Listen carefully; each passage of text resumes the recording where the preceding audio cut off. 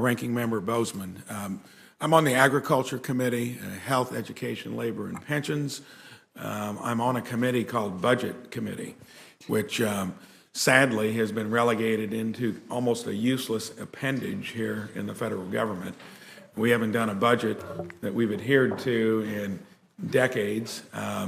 Agriculture is dear to me because I come from an agricultural community, been involved with it as a tree farmer, row crop. I look at how we spend money in the Farm Bill, and 82% of it is for nutrition.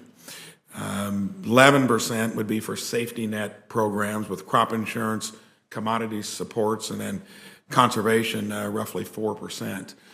Begs a question in that we don't do budgets anymore, and ag, like maybe defending our country, ought to be things that we do well, but you have to live within your means. I'd like to point out, while you have opportunities like this, we currently are borrowing nearly 30% of what we spend annually. It was closer to 20% when I got here. That is not a good business plan for the long run. I'm mostly preaching at this point. I'm going to be interested to see how the Farm Bill has turned into a nutrition bill, and it's all part of the issue. And you find out here, Senator Thune pointed to it earlier, that the Thrifty Food Plan increased by over 21%, and it's now going to shove the Farm Bill into over $1 trillion trajectory over the next 10 years. I think for anybody listening out there, it's unsustainable, and the hallmark of our country, and for places where it works well, you live within your means. The economy, when you're knocking it out of the park, grows between 2.5% and 3% in recent times.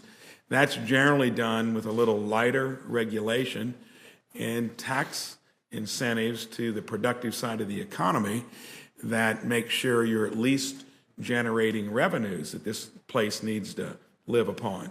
Those are at record levels currently, I think, due to the tax framework that was put into place.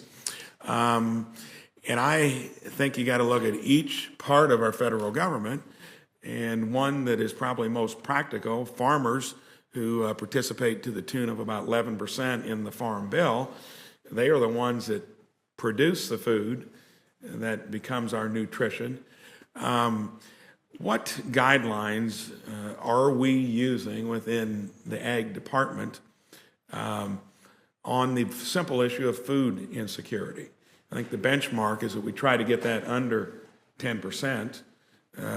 We haven't done that in 20 years. That's almost similar. We haven't balanced a budget in 20 years. And I think twice as many folks are under the SNAP program. Why aren't we reaching that goal when we're spending tons of money more and seem to be going the opposite way? Help me understand that. Thank you, Senator, for the question, and thank you for your leadership on the White House Conference on Hunger, Nutrition, and Health, which I think really was the objective was to tackle both this issue and, of course, the deep connections between diet-related disease and health, right? We are both seeking to address people's needs today with food insecurity, but also make an investment in the future in better health by stronger federal nutrition programs. I mean, I think you ask a really important question, and to some extent, I think the answer is a little outside of federal nutrition. Certainly, we are making changes to the federal nutrition programs to ensure that our support is meaningful and to push the needle on that issue of food insecurity that you raise. But it's also the case that I think some of our programs are being asked to do too much. I think SNAP benefits are covering a whole food budget when households are supposed to contribute their income, but their income is strapped because they're a working family that can't afford childcare. Their health insurance might be out of reach for them, or they're living in a state that hasn't offered Medicaid coverage. The refundable child tax credit is no longer there for them. I think during the pandemic, we saw where investments in the safety net, bolstering workers and unemployed workers, can make a profound difference with respect to poverty and food insecurity. And it is other parts of our critical safety net that need shoring up so that household income isn't drawn away from meeting their food needs for other purposes. And you even brought up a few more things that we try to do through the federal government, and there's a need for it, and I don't deny that. But somehow, when you look at the macro figures I mentioned a little bit ago, the economy grows at 3% a year when you're knocking it out of the park. Things can't grow here at rates beyond that because you're borrowing from future generations. And if we don't get better at finding, like we do on Main Street, when I confronted '08 and '09, I thought I had a lean business. It was not hard to find savings of 5, even up to 10%. That's not even in our vocabulary now. And what's in our vocabulary is that we borrow money from future generations for good causes.